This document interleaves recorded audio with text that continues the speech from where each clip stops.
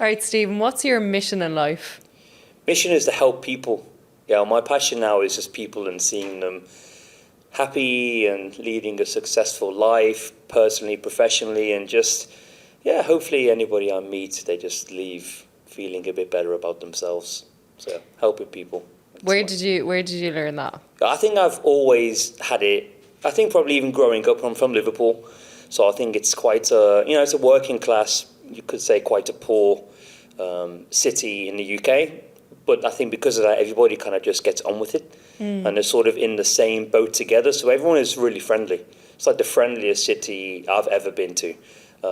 So everyone is sort of out to help each other. So I think it probably stems from that. And then, yeah, I guess it's just carried on. I've Do always you, been interested in helping people. do you think living in an environment of people always helping out, do you think sometimes you adopt the feeling of people pleasing Yeah, for because of that? sure. Like I definitely put everybody else first before myself. I definitely, that's one of my weaknesses. Sometimes when I look at it, whenever I get that question asked, is yeah, often I'll put probably everybody's needs before my own, which I'm happy to do. But it does have, I guess, some detrimental. Yeah, it doesn't always work out the best in certain situations. Where have you found that's been an issue? Well, certainly at home, it's like these challenges and doing things. I sort of quite impulsive, which can be seen as a good thing, and it's also not a good thing because I'll just get an idea in my head and then I'll kind of run with it before maybe asking about this, or let's say if somebody wanted to catch up whatever at 9:30 p.m. I'm probably not going to say no. So yeah, you might change plans or do this or move things around, and yeah, maybe the people close to you, you kind of put them to the background a little bit, which yeah is not good. Have you noticed, though, the older that you've gotten, that you've kind of stopped people pleasing as much as what you would have done Yeah, before? yeah, definitely. You Yeah. realise, certainly as you have a family, sort of little son as well.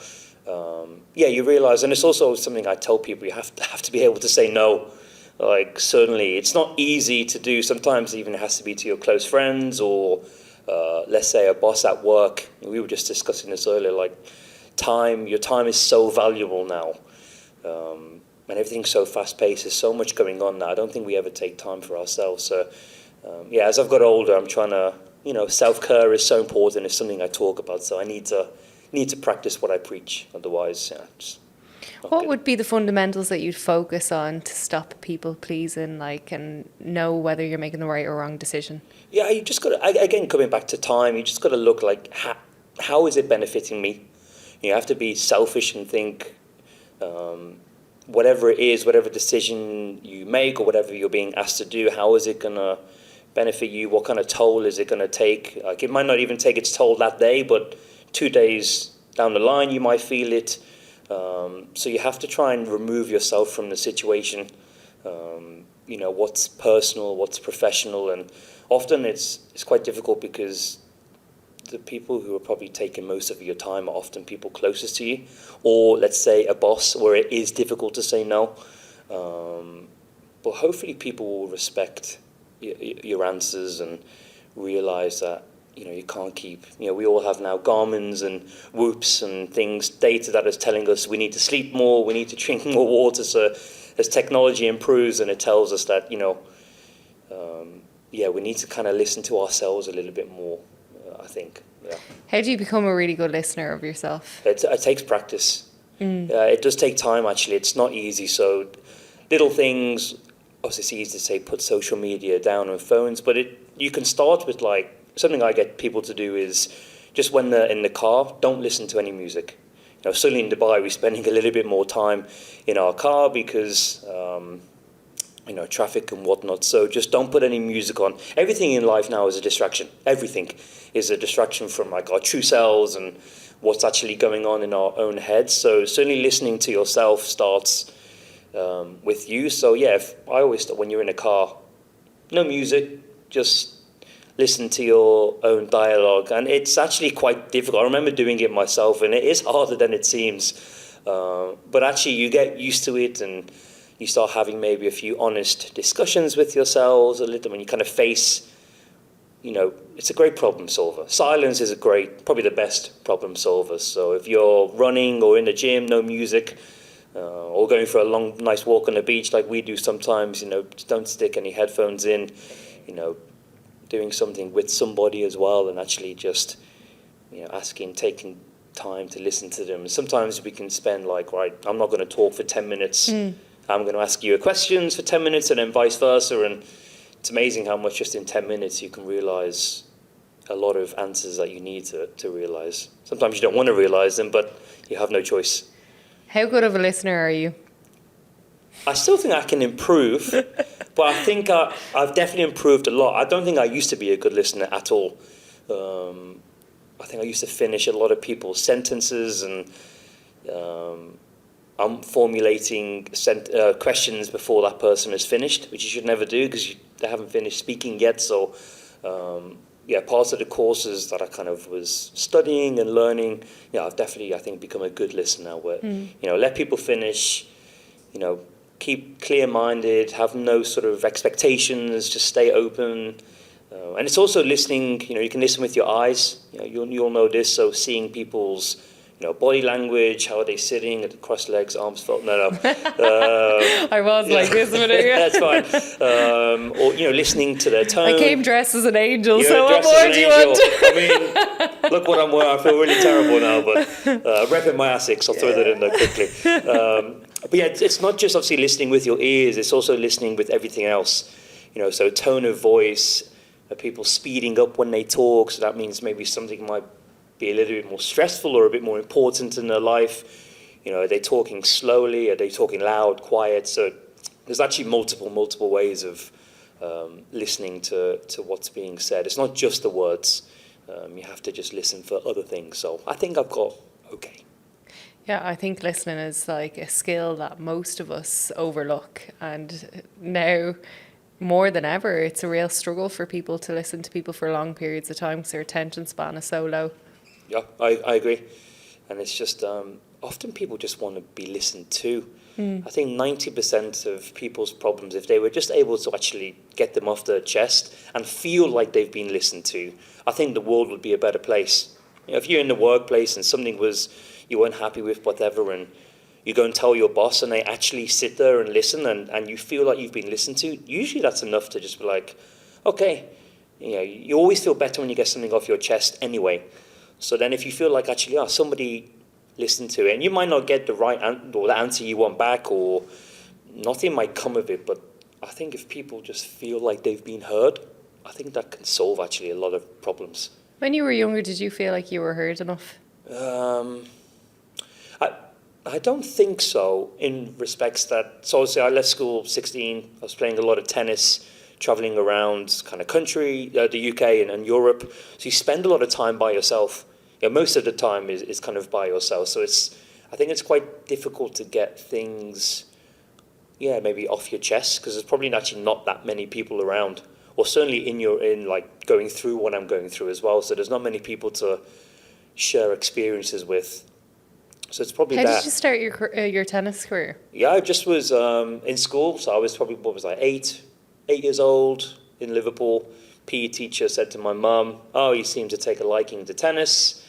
Mum took me to a tennis club, and that was kind of it. Like, sport has always been a big thing in our family, and I have a brother who's 6 years older than me, who's extremely sporty as well. So inevitably, as all second-borns are, they kind of get dragged to whatever the elder sibling is doing. So yeah, my parents all played sports, so I was playing everything, to be honest, but tennis was always the one I kind of took a liking to, and it just kind of grew, and moved down south towards the sort of centre of excellence, which was just outside London, a place called Bisham Abbey.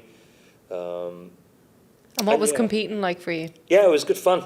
Yeah, it was probably the easiest part of the journey. I did training.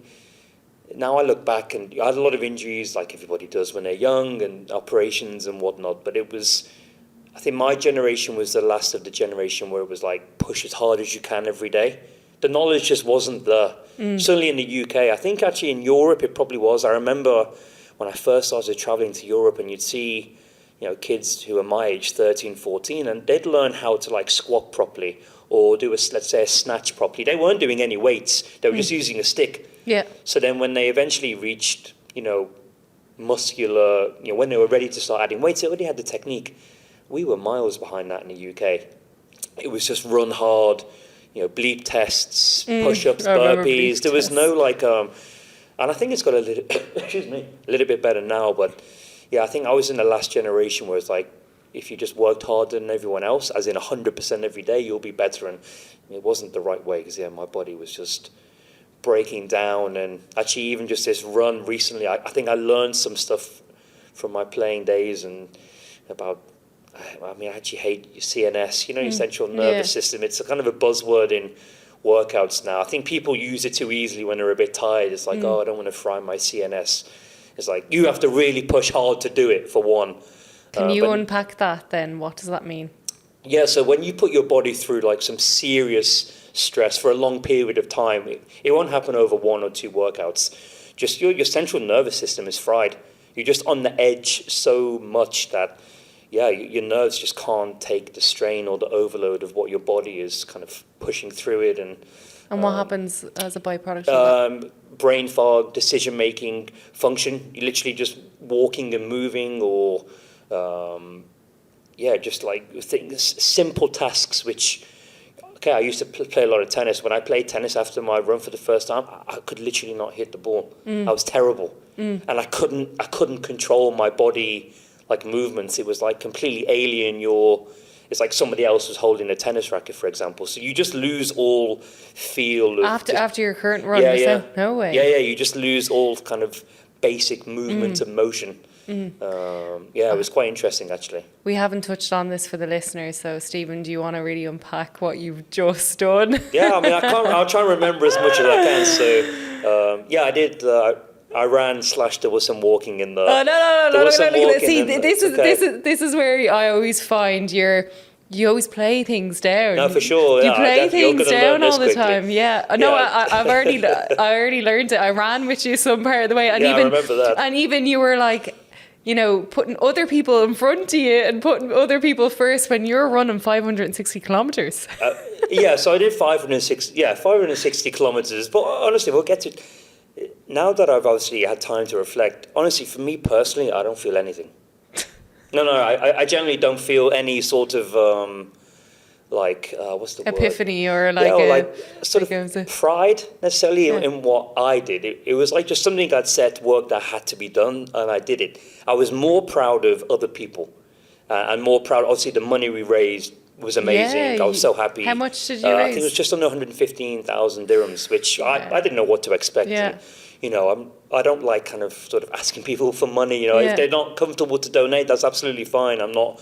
Maybe I should be more like banging down the walls, but I just want people to donate if they're in a position to do it. So the money we raised, obviously, super proud of that. But what started to happen, very quickly is all the people like yourself coming out to run. I was seeing like people who'd never met each other. I was watching like friendships form in front of my eyes. That was making me proud. So that was like, that's just really nice to see. And again, we mentioned it earlier, people communicating and listening and just talking, like we don't see it anymore.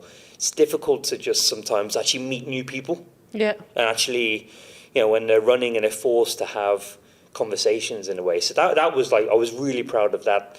I was really proud of people who'd maybe never, there was... some people who've never run more than 8 or 10K, and then they're throwing in 25K. And it's like, so that made me proud. Because like I say, this was did it for Gaza to raise some money for those, poor people going through it at the moment. It probably comes back to your first conversation about people pleasing and thinking of others. Like, that's what I'm proud of is everybody else. For me personally, it was just something that I'd set out to do, and it was like... How long ago did you decide you were going to do this? Probably it would have been in May, I think. Yeah, so people might not know this, like I'm not a runner. like people were asking me, so my little background is I did a marathon in 2015 in Paris. I'm not joking, I didn't run again till last year in October, so I had about a 9-year gap. I was working out though, so I was doing CrossFit, so I would run like within the workouts, but I never went for a run per se. So I got back into it maybe last October 2023, and I was just doing just doing sprints Yeah. actually once a week because I was just needed to do a bit more cardio. It was CrossFit seasons and my cardio was lacking. So my friend Craig was like, we need to start running a little bit. And then I did a long run in April. So I was like, I'm going to do a long run because I do enjoy running. I did a long run in April 2024. And what was a long run for you? Well, I just wanted to run for like 90 minutes, 2 hours, and just see what I did. I think I did 15 or 16K, but I must have walked the last 25, 30 minutes. I was so like unfit and just in terrible shape. I was like, this is bad. Like, I've got to be able to run. So then I was like, okay, so I'm going to start getting back into my long distance running a little bit more. And then, so that was April 2024. So I guess May, I started thinking, well, if I'm going to get back into running, I may as well set a challenge for myself. Obviously, stuff had been going on in Palestine, in Gaza, and I'd always like to do little challenges, one for myself a little bit, and also to raise money for charity. I've always done a few things in the past. So I was like, okay, so let's start linking the two together. And if I'm going to do something for charity, it's got to be big. I don't even know where the idea came from for 560 kilometers. Somebody probably sent me something, to be honest. Or, no, I have these just ideas, like I mentioned earlier, and it's like, I just think it, and then it's like, okay. Let's do it. Yeah, why not? Yeah. In a way, and I just think, and it was the length, I actually had looked up, I kind of looked up what the length of the E11 is, so the Sheikh Zayed Road, as we know it in Dubai. So it runs from the Saudi border up to Ras Al Khaimah or Fujairah, I think it is. And how long is that? 558 kilometers. I did 560 because it was easy to break down over 5 for whatever reason. I actually did 566 kilometers, but that's a story for later, maybe. But what you can tell now. 566? Yeah, I think it was your Garmin. I'm an ambassador for Garmin, but no, let's it's go. Okay. They've been a bit better recently. No, it's fine. It's fine. Okay. I had an issue with them as well. No, it's okay. It's technology. We kind of need it, and it doesn't always work. Go on. Yeah, so that was the distance, and So what had happened? I think it was like each day something. This was the cool. So what excites me always about these challenges is the unknown. One, I do like putting my body and mind through certain things. I don't mind pain. I like to see what I can endure a little bit. It was I wanted to push myself and see. Where does that come from? I think just always up for a challenge. I don't know where my breaking point is as well. So I want to know actually, I want to know where my limit is, where it's like I have to quit. Really. In a way, I feel like I sort of did because I'd set out for 5 days and it did go longer. But in a way, I didn't mind because when I saw the community and people coming together and... When is too far when does it get too far though? With when I yourself? break, when I can't do, when there's something I'm not able to finish. Yeah, so that will be, and that's actually exciting to me. I want to know where that is. That probably, I don't know, is this coming across a little bit? Well, mental, this is why I said to you earlier, I said I need to pick and choose what I apply myself to because I'm too competitive that I won't give up. We won't do an eating challenge together, I know that. No. But then that comes with the risk that you're running the risk of how far are you going to push yourself, that it's actually putting your health and yourself at risk. Yeah, I mean, there's definitely an element of danger, I guess, to it. That's also a little bit of the exciting part. Like, again, I'm not going to go... People have been sending me all sorts of things now as well. I'm not going to push it to the point where, I'm going to drop... You never know what might happen. But sometimes I think, you know what? I could get into a car accident on the road. Yeah. Or something could happen at any moment and at any time. So I kind of just think, just keep pushing it a little bit. I didn't even have medical insurance for this. Oh, Jesus Christ. My that's God. A bit naughty. It's a bit naughty. Can we get a sponsor here for Stephen for the next challenge, please? If any insurance companies are watching this, he needs a sponsor. That's fine. Yeah, so that was in the back of my mind a little bit, although I forgot quite quickly about it. I'll fucking remember for your next podcast. Excuse my language. No, but I had some really helpful people from DISC, and they were like, we can get a doctor with you all day, and I didn't want it. I didn't want any help. I didn't want any kind of things. Why? also, I wanted to put myself in a position. So again, I was doing it for people in Gaza who are going through hell every day, who have no choice about anything. And I could never put myself in their shoes. It would be the absolutely wrong thing to say or do. But I wanted to try and get myself in such a physical, mental way where maybe I could be with them like 1% of what they're feeling. Well, like, because I mean, there was one, the Friday I was in the worst pain I'd ever been in my life. Yeah, undoubtedly, my leg, just my quad had literally blew up and my tendons were fried. But I did kind of want to feel that.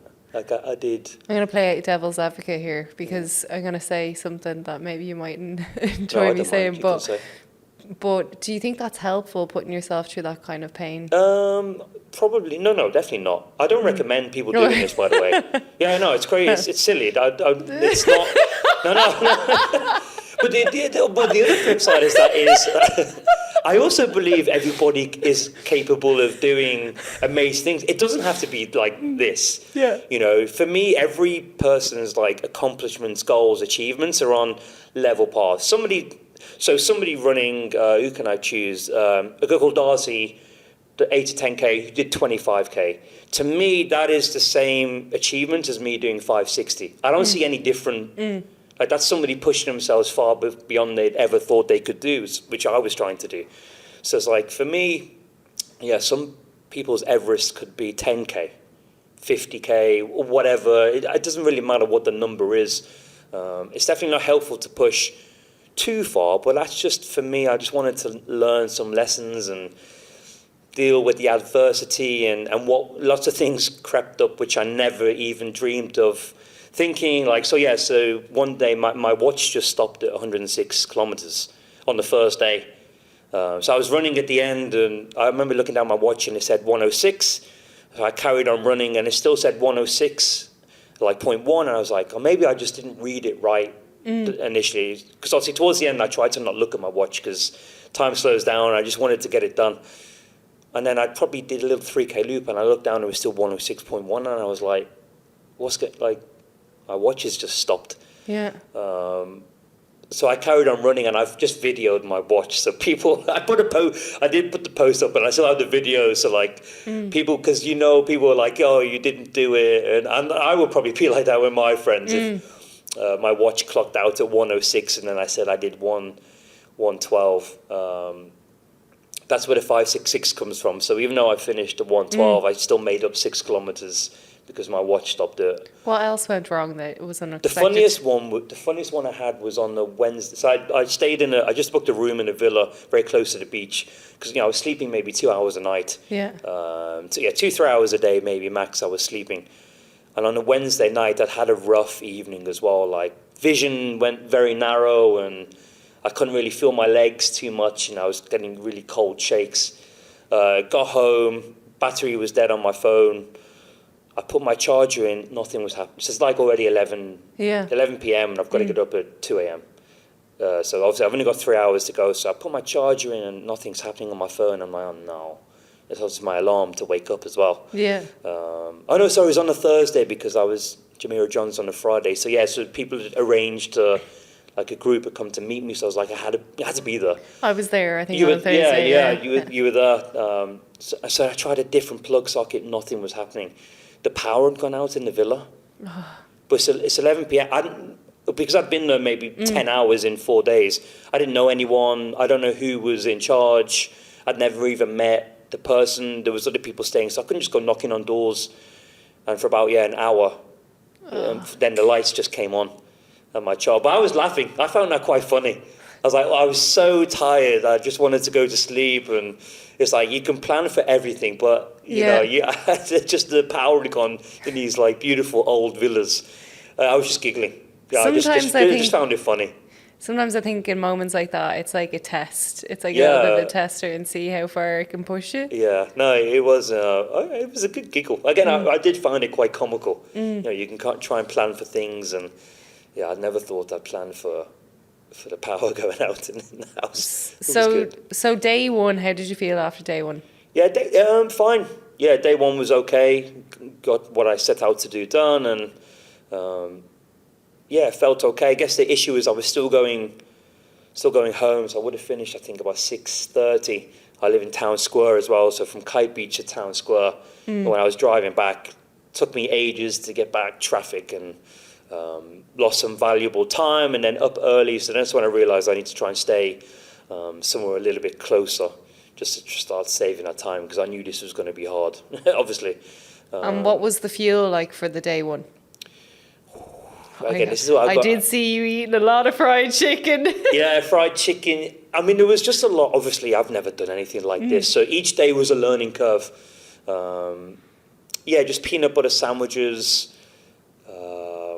Yeah, chips, chicken. Obviously, when you're doing kind of these events, you can pretty much literally eat everyone flapjacks and oats, chocolate bars. Was there anything that you ate that really upset your stomach? I got away with it. No, my stomach was okay. I don't know how you managed Yeah, that. I don't really know how tough as well. as nails inside there. I've eaten some things, let me tell you. It's been through some stuff, my stomach.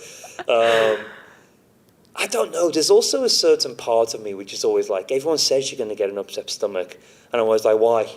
I don't believe it. I don't believe it until I'm in it, in a way. Because I hadn't had any issues in the build-up or in the training. And it's even like, we can go into like the pain cave, or sometimes I call it the pain tunnel. I prefer the pain tunnel because it's always light at the end. I always think you can get out of it. But I choose not to believe it, in a way. Because it's also like, I'm going to hurt at some point. I don't want to, if people talk about the pain cave, so when they start hurting, they're like, oh no, this is about to get bad. I'd already prepared for it to be like terrible. Yeah. Like the worst pain imaginable. So when it's like, when you're in the pain, it's just, I don't know, just go into a zone where like I'm on autopilot, where it's like, you're driving a car and you get somewhere and you're like, I can't even actually remember driving. In a way, that's pretty much what I was like all week. So by day two, how did you feel? Yeah, okay. Yeah, absolutely fine. Again? Yeah, no, I was surprised actually. Like, I didn't really think I was going to struggle quite badly, but no, day two, I guess, my coach Blur, I should shout him out because he's prepared me well for it. Day two, I was okay. Yeah, had no, like my feet already started to get a bit, like I felt the blisters burst on day one, but it's like, I knew it was going to happen really, so it was like, it was no... And what about the shoe situation? I know obviously you're rocking Asics now. Yeah, but I haven't cleaned them yet because it's like there's still pride in the dirtiness of them. I wore these. Yeah, so Asics obviously kitted me out. So I had a variety of shoes between so I wore the Gel Kayanos 31s, just like a good stable shoe, comfy, bit of space in the shoe. And then maybe I wore these Nova Blast, which were a little bit lighter, just on the feet as my feet started to swell a little bit as well. Where did you feel it the most? Like your knees, your hips, or like at the beginning? For the first, my toes. Your toes? Yeah, bad blisters, and really, they're not good. I've got some pictures I haven't put online yet, but it is grim. Like, it's really bad. Like, nails gone. I actually didn't realise. So I'm prepping for a half marathon, which is nothing. But it's not. No, it's not. You shouldn't say that. It's something. And you know what? I didn't realise that. Yeah, you lose your toenails. Yeah. You got nice toenails, so they're fake. You're gonna need fake toes by the end of this. I'd say. Is it part of the shoe? Just for the cameras, your toes are inside. But I just never really knew that was a thing. Yeah, like, nobody tells you about this. I mean, I don't even know all of these things. People are asking me all sorts of questions, and I'm like, I'm going to stop you. I don't know anything about running. I'm just putting my shoes on and go. Again, I almost don't want to know too much because then you start... You're better off. Sometimes less is better. For me, it is. Yeah, I was saying there's two types of people. Some people like to know a gym workout before they go in. Yeah. And some people don't. No. Yeah, well, we're probably the same. I don't want to know until I see it. Yeah. It's just work that's got to be done. I don't build it up. I don't really you can start second guessing yourself. And so what was it like the couple of days beforehand? Were you second guessing yourself? No, it was very calm. Yeah? Yeah, no, it's like, I prepared mentally a lot for it, I guess, like I knew I was going to be the hardest thing I'd ever done. I knew it was going to be rough. But it's one of those that I always knew I was going to get through it, the distance anyway. There's again, I didn't want to use too much adrenaline. Sometimes people get too pumped and then they get adrenaline dumps before they start, or they get emotional before it or whatever. It's like, I just try and stay completely sort of level-headed, and I play it down. You probably see I play down things quite a lot. Yeah. So it was just like work. I don't see it any different as somebody going to work. Really, I that's just how I put it. It's just like that's the distance I've set. I'm just going to do it. So day 3, I think that was the day that you had blurred vision. Yeah. okay? So day 3, I felt okay actually. In the morning was good. What did you eat that day? You probably can't even remember. Your mind was that blurred. Yeah, actually, I know what happened. So funny enough, I had a good morning. I think I'd had a good rest in the middle. So it was the first time I started to break in the day from like 12 till 3, just to try and get an hour's nap. And so it was the first day I'd had a good nap, and I felt really good. So I ate a really good lunch, and I think I ate too much too. I think I ate too well.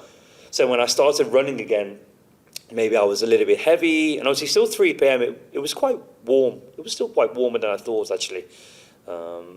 And I just wasn't digesting very well. I didn't feel sick or anything, but I could just feel, and I was trying to eat and it wasn't quite going. And then I think, I hit about the 80K mark.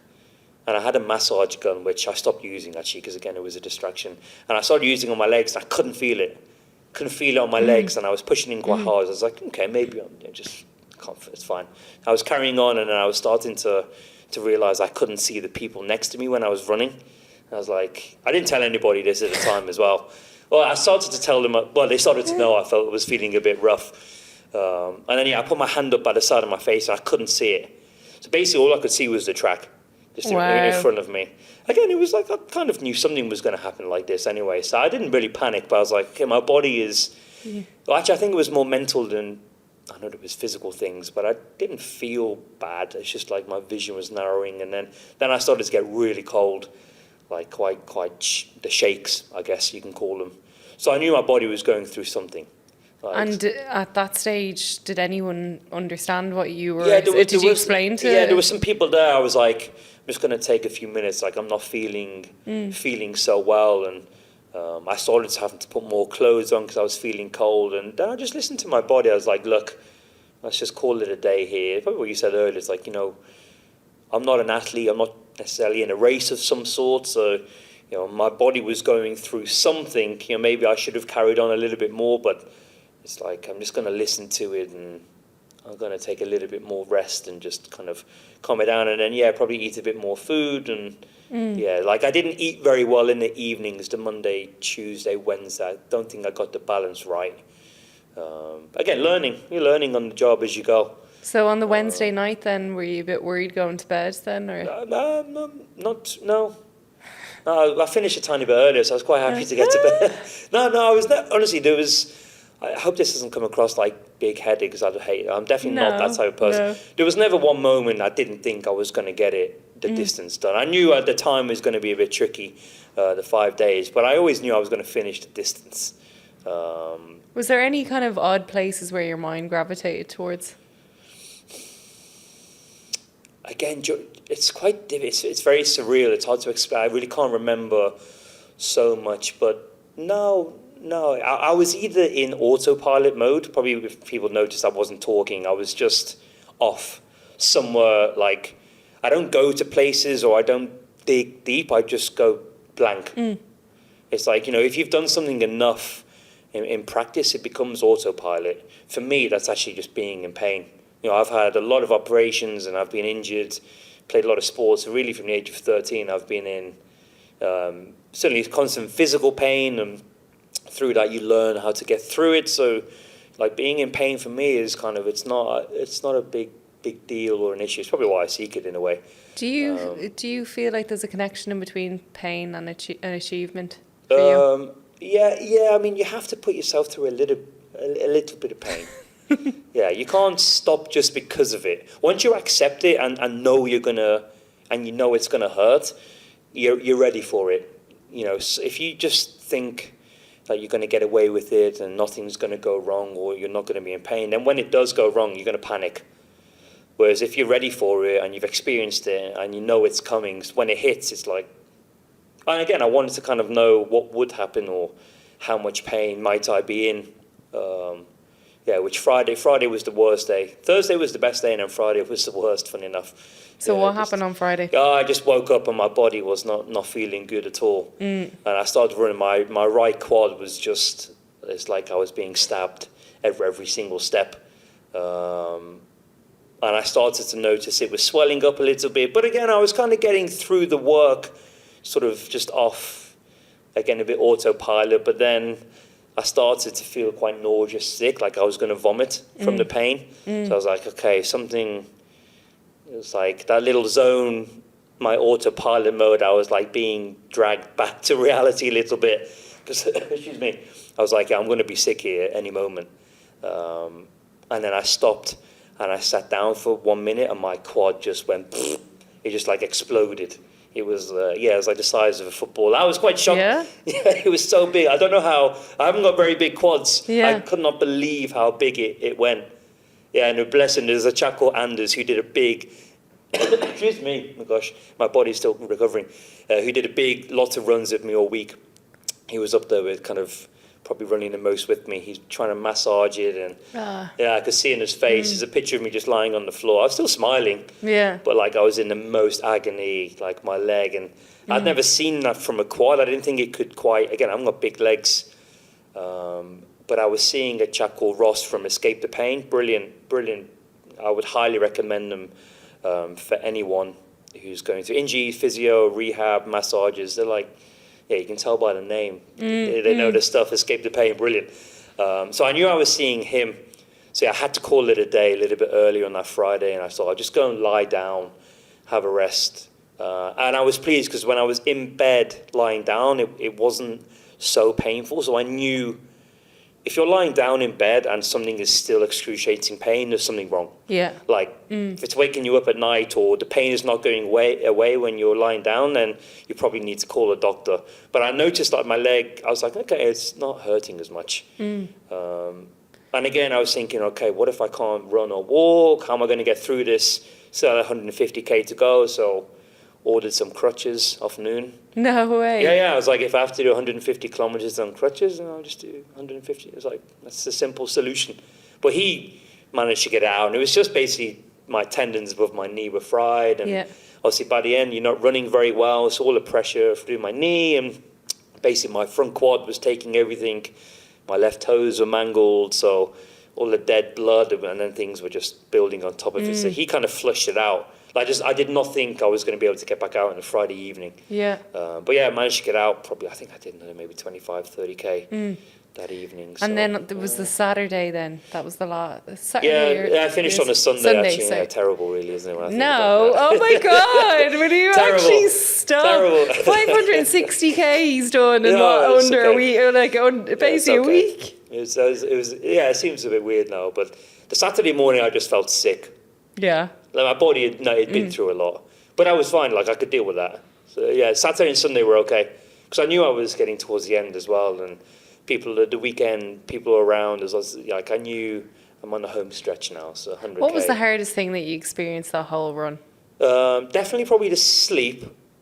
Obviously, you're getting 2-3 hours max a day, which is not much. The leg pain on the Friday was quite sore, but there wasn't really anything where it was like, oh my God, I can't do this. The worst part was probably afterwards when I finished. My son wasn't very well. He had like a fever. So he was up, he couldn't sleep, which means I couldn't sleep. So obviously I was tired and I was kind of hoping I could just crash and whatnot. So bless him, he wasn't feeling very well. That was the hardest part. So I didn't get a good night's sleep for quite a while. And yeah, I think I put something on my Instagram. I was having some mad dreams, like real. What were your dreams like? I would wake up really vivid, really vivid. But I would wake up in the night like massive pain in my body, and I would in my head it's like I've got to get up. I still thought I was in the run week, so I had to lie there for literally about a minute and talk to myself that I don't actually have to get up to go and run. Like my body and brain was still in. I mean, that really only stopped a couple of days ago. So for 9 or 10 days straight, I'd wake up every night in intense pain, and I'd have to reason with myself that. Was that intense pain psychological actually happening? Oh, yeah, wow. Once I realised that I didn't have to get up and run, Yeah. I was so happy. I was like elated. I just fell back asleep again. The pain went immediately. It's like that was probably the coolest thing actually, because like it's just incredible what the brain and body. And a couple of people have reached out to me and who've done. Yeah, there's so many amazing athletes around the world and the UAE, and some people have had a similar experience who've done some really long kind of silly really endurance thing is quite common apparently. There's such a link in between even like how you wake up in the morning time, say for someone who's hates their career right now or doesn't enjoy life right now, maybe they might wake up and they might experience this. Yeah, I'm sure. Yeah. I'm sure when things aren't going well, nightmares, night terrors, wake up with sweats, so there's stress, they can't sleep, so yeah. But it's all mental, and it's like you've just got to always just stay calm, reason with yourself. That's why again we were talking earlier about distractions and self-care and listening to yourself. We listen to everybody else. We're trying to listen to yourself. It's like I've got a pretty good understanding of me. So it's like I can reason with myself. That sounds silly. We all have that kind of secondary voice in our heads. Some people might not even know it because they never listen to it. But I have a pretty good relationship with my sort of second voice where it's like, we just, stay calm. There's always a way. How is your second voice now after doing that run? Do you think you've learned a lot through that? Yeah, definitely. I think it's like, you do. Usually that second voice, I think for a lot of people might be negative. Where it's like you might want to do something and then that other voice is like, oh, you can't do it, you're not going to be able to do it. Whereas they say 80% of your narrative is negative. Yeah. Once it knows, that's why you've got to kind of keep pushing yourself in anything really. Set yourself goals and push them, because then you learn. Once that brain or your second voice knows like you're not going to quit or you're going to do something, it becomes like your friend. It's like on your side almost. Like there was no point in that run of the week, not 1 second that I think I was going to quit or I didn't want to do it or I didn't want to be there. There was not a second of it because I just knew it had to be done. It wasn't a case of wanting to do it. It's like had to be done really. So like you can get it on your side a little bit, but that's why all those little tips of turning no music in the car, just spending some time walk by yourself on the beach, again no music. The more you kind of talk to yourself and you have that kind of inner dialogue, you'll start making some good decisions. Do you think you've found any sort of appreciation of being away from technology, not really having your phone running all the time? I love it. Yeah. No, I mean, I have such a love-hate relationship with social media. I wish we didn't need it, but I guess we do. I just don't like people's view of, social media. I mean, part of this run, honestly, was like, I just wanted to show people that you don't need to have an 8-pack look at me. I've perfected the skinny fat body. No, stop.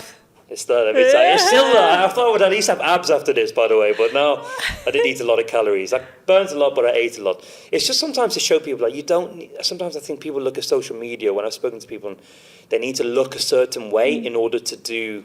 I was writing a chapter in my book today about perfectionism and the reality of what goes on behind the scenes of a fitness influencer on Instagram. I mean, you've seen it firsthand, So, it's like, it's easy for fit people to do fit things. But it doesn't necessarily mean that they're healthy. Yeah, it doesn't mean they're healthy, and it doesn't mean they're fit as well. I'd like to think not many people can maybe do what I did, which is, I'm not a runner.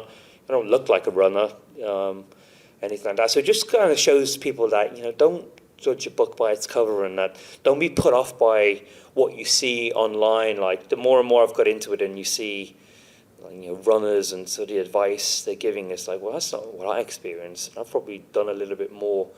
So it's just to show people that, you don't have to look a certain way to do anything. Don't be put off. You can do a lot. I think people's power or potential is limitless. I really do.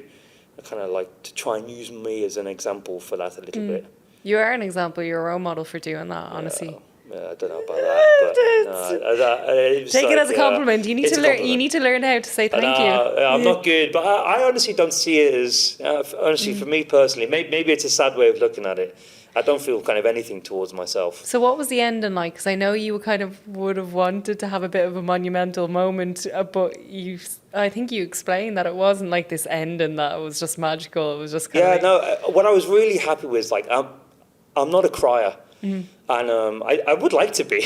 Like I do try and get emotional about things, and I am emotional, but still not crying. So I was quite pleased that I cried at the end. I'm not ashamed to admit that, by the way. So I posted it up there for a few seconds. Like I guess it did get overwhelming, just the fact that you finished, and it's definitely not a bad thing to cry. It's a good thing to cry. So I was quite pleased that I broke a little bit mentally that way. But no, there was no like overwhelming sense of sort of pride for myself. Again, I was just more proud of everybody else coming out to support and giving up. Like I said, I value time and I value people's time a lot, extremely high. So for people like you were there at the end, so for people to come out and take time out of their day, and they got to plan their day, when they're going to go out, got to get traffic, the parking to come like see me, I take that, I value that, how people choose to spend their time. So I'm always proud of people for that and giving up their time. So for the preparation of the 560k and the duration of it, have you lost any behaviours or habits? I don't know because yet. of that. That's a good question. Have I lost any behaviours or habits? I don't think so. I hope I've gained some, or they've improved. Well, what have you gained, behaviours and habits, since the 560k? Because I guess habits, certainly. I guess that's one thing I really did learn was like, I've mentioned it a lot already, just even then, like time and like the urgency. Even on myself, actually, I don't think I've maybe maximised, actually my whole life probably, up until this run, where it's like, I'm always quite calm and I'm quite placid. That I need to be a little bit more urgent. And it's like, I've had friends just recently, like, really good friends, super fit, doing really well. He just had a heart attack, 40. Yeah. He's in unbelievable shape, and they don't know why, they don't know what went on. And I don't know, maybe as you get older and you start seeing these things maybe around you, it's like, you realise that you're not going to live forever. Time is finite, and it's like, you've got to make the most of it. It's such a tough kind of world, and realistically, we think we have a lot of time. That's something now you asked me a question a long time ago, what would I tell my younger self? And I would always say, no, nothing, you've lived through it for a reason and this and that. Now I will be like, you don't have time. I would tell any youngster, anybody actually, it doesn't matter who they are, what age they are, you don't have time to get what you need done because you just don't know what's going to happen. So really the learning for me was that, got to be a little bit more urgent and just trying to get things done. And like, because you can get things done. You just have to be a little bit more, proactive about your life a little bit, and how you choose to spend your time. So with that being said, being proactive on life, what has made you want to be proactive on now after your 560 kilometres? Yeah, I mean, obviously I've got another one planned, but it's more, like I say, my passion is for people and helping people. So now it's like, that's one thing I could say I'm proud of myself, was bringing a community together and lots of new people. So I feel like maybe that's something I can continue to explore and try and bring more people together. And I want to help people, but now I really want to help people. Like, hurry up, because I know every single person listening. This has created an urgency inside you. I can really feel it. Because I know everybody has got something going on. Like, I've got things going on, you've got things going on. The kind gentleman editing this beautiful video who said he's going to do it perfectly, he's got things going on. So it's like, I just want people to get it going, because I know it's holding them back. And I don't want anybody to be held back in anything they're doing, because it doesn't need to hold them back. That's the key thing, and that they can really do anything they want. So, like I said, I had a passion for people and I had like urgency, but now I was like, I really want to just sort of help people. But also I understand you can't go up to people and like, what's wrong with you? Tell me. There's a process. Yeah, I want to do that, but you can motivate them through your action, though. But that's what I'm trying to do, and maybe that's what I'm a little bit better of, and maybe so I've got another run planned end of January. And how long's that run? That's just going to be 24 hours non-stop. Okay. So I want to run for 24 hours, non-stop. Probably going to do that for Lebanon. There's a UAE for Lebanon drive. Right. So, I have a personal goal where I want to try and raise 1 million dirhams, I guess, for charity. So, I've got to keep doing things like that. That's just another way of helping and giving back. So, so 24-hour run. My Lebanese friends said, make sure you do it in the evening. They're like, we will not get up in the morning. They're like, doesn't matter who you are, we won't get up in the morning. That made me laugh. So they're like, so that'll be like from 9 p.m. till 9 p.m. Because also, obviously, the 5 days week is good, but it's quite tough logistically. Small son, lots of things going on and planning and whatnot. So 24 hours, and that will still be a good challenge. And I will set a distance in mind. Maybe, I'd like to try and complete 4 marathons in a day. I'll be watching on that one. I'll be running with you on that one. Yeah. Oh, I just want to raise money. And again, maybe bring people together. It was such a fun, I was so happy to see people, maybe just even for an hour in their day, just to get out of work, go down to the beach, blue skies, the weather's nice. It's like, what's there to complain about? Yeah, exactly. So because it's called the Detached Podcast, I have a running tradition question to ask you. Here we go. What would you detach yourself that's limiting you today? If there's anything that's really holding you back. Yeah, I guess there is. I'm trying to narrow it down to one thing. What would I most detach myself from? I guess, actually probably what we said at the start, not being so selfish in my decision making. And sometimes just thinking a little bit more. Like I say, I get these ideas in my head and it's just a little bit like, go. So maybe I need to be a little bit more thoughtful of the people kind of closest to me and respect their time as well. I talk about time, I've mentioned it 1,000 times already. Maybe I don't actually show enough respect to the people who are closest to me in terms of their time. So I guess I can detach myself from my selfishness is my answer. Well, I don't think you were very selfish with everything that you've done in terms of raising money and everything else as well. But the least stuff to do. Yeah, look, the people who are closer to you there are the people that really matter the most as well. So sometimes it's hard to remember these things when you're getting after your passion and trying to do other things to look after other people. But the people who are close to you really matter the most, I think. Yeah, and sometimes it's too easy, isn't it, to be like, your friends or your family, to be like, I'm going, just to sort of not treat them maybe with the same level, not respect is the wrong word, but value, because you've been whatever, you've known them forever, so you can be like, I'm going to cancel on a plan or not do this, or okay, I'm going to do this. Actually, no, that's the wrong thing to do. So sometimes I just need to be a little bit better, I think, for the people closer to me. Well, thank you for being on the Detached Podcast. This is the second time you've been on, and I think we're going to have round 3 when you have your challenge after that. We should do it while I'm running. Yeah. I can't remember anything. God knows what I've said to people. Stop, I know. Anyway, thank you for being on. You're the best host, so thank you so much. And Sophia's been with me every step of the way and put a good shift in during that week and super supportive. And so you have to do an interview on yourself one day.